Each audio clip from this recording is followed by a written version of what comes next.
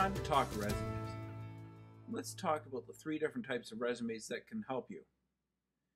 There are chronological, functional, and a combined form of the two.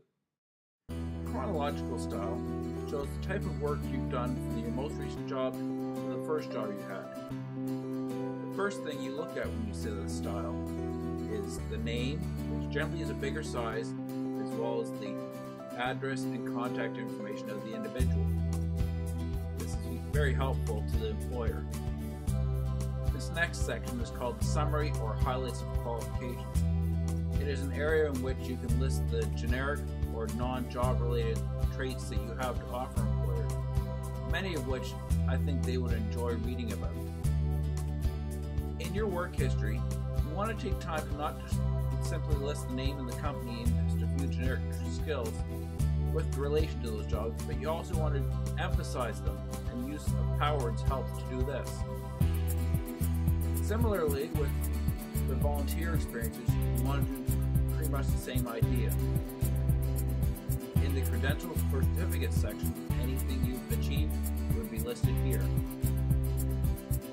In listing your education, you want to be able to list it pretty much in order like you would with your jobs, but you don't need to go into as much detail. A simple list of courses, places, and completions is suitable.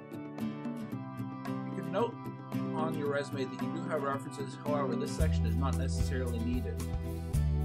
It's time now to look at the functional style resume, which deals more about the skills rather than the types of jobs done. Again, like in the chronological style, you have your summary or highlights of qualifications.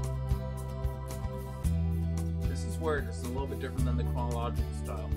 Here you're identifying your working skills within that field of work, rather than in the specific job.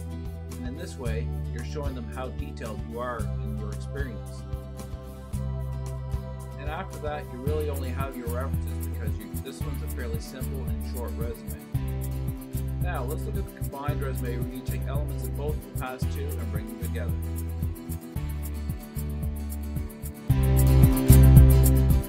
And as discussed, here are the different parts that you would bring into this form of the resume.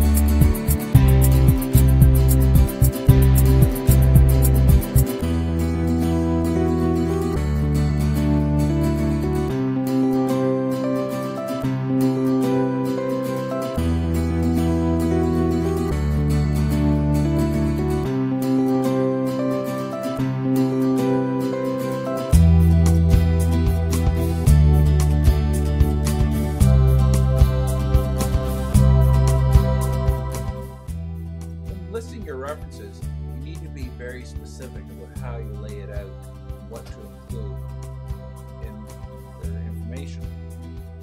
It's very important to not just simply list their name and leave it at that. You must include some sort of company name and title, as well as a phone number, which is the best way for employers to reach them. Final thoughts: when deciding what form you're going to use, think of the type of resume you want that particular employer to see, and then tailor make it to their needs, including what's on the job posting. Good luck.